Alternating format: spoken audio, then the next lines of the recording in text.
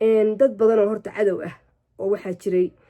ii hoos rooray wiilkii xanuunsanaa oo damcay aniga inay igu xumeeyaan laakiin allah subxaana watacaala baa iiga kinhiiliyey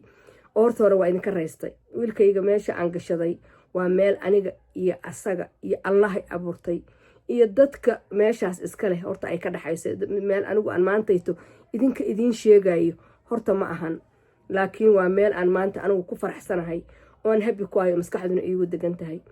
doqonkii dhalay waxaan u sheegayaa kuuma baahna maxamed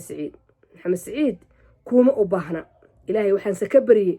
inaad adigu u baahataa baan alla kaaga bariyey anu intaan kugu habaaraya waa intaas inaad maxamed u baahatid baan alla kaaga bariyey maxamedna inta caafimaado uu meeshaas ka baxo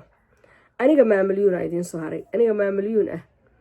horta hore ilmahan waxaan kusoo koriyey agoon aabba leh baan ku koriyey